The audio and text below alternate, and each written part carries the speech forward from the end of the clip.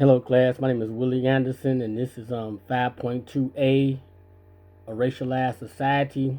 And the first question is, according to Emerson and Smith, what is a racialized society? Well, after reading the book, to me, after reading it, it seems like that's a society where race means everything. It means from your productivity as far as how you can get health care, economics, and just the way people see you, and how they clump you up into one particular group or not, whereas you're going to get a quality health care or whether you get a better job or, or different things like that. Unfortunately, it matters greatly in that type of society. You're not judged on the character of a person or who you are or how do you work, but it's more or less judged on your race. You're judged just by the way you look, by what culture you come from. And so that's what we are right now in America. Everything is racialized society. And then the next question is, in what ways is claiming colorblindness counterproductive? Well, a lot of people, I've heard that so many times when people say, well, I'm colorblind, I don't see color. And that's one of the things they just say in the Marine Corps. But when you don't see color, this color blindness, it invalidates a person's identities.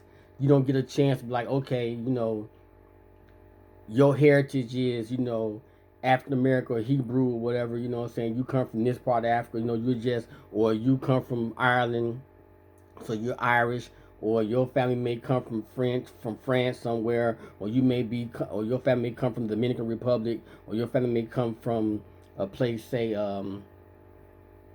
like what, Jamaica or something. So you're not seen as an individual. You're just seen as a colorless person, which is a bad thing.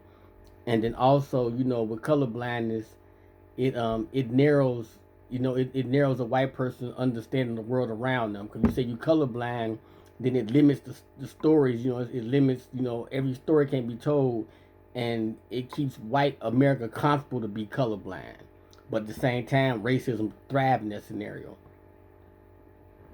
And then also colorblindness equates some negative, because when a white person, the first thing they say, they'll say, "Oh, I don't see color, I just see people." But they wouldn't say that to another white person from another country. Say if they was another European country or someone, something like that, they wouldn't say, "Oh, I don't see color." They recognize who they see it, but when it comes to a person of color, someone from, like I said, Mexico, someone from Africa, or a black guy or a Chinese person, to them they say it to their friends, but they never say it to somebody that's of the same culture. And the next question is, in my opinion, your opinion, why does talking about race and ethnicity often bring difficult and volatile and make it volatile? Is it to talk about race and ethnicity? Well, for me, people that one thing I was always taught as a child, you don't talk about race and politics. And I never understood that, because I feel like those are the most important things you need to talk about, because there was so many different things done to so many different ethnic people, not just even in America but around the world, that if you can't talk about these things, you can't come to a conclusion about how to solve these things. But no one wants to bring up, the race issue. And when you do bring up the race issue, regardless of how valid you may feel on your part, being a person that's being negatively affected by the race issue, the first thing someone of not your race say, "Oh, you're trying to bring the race card, or you're bringing the black card." And unfortunately, yes, we got to do that sometimes just to get people understand, because they're in their mind so color stay in their mind they so colorblind that they don't see the overt racism in it. And unfortunately, that be the problem as well.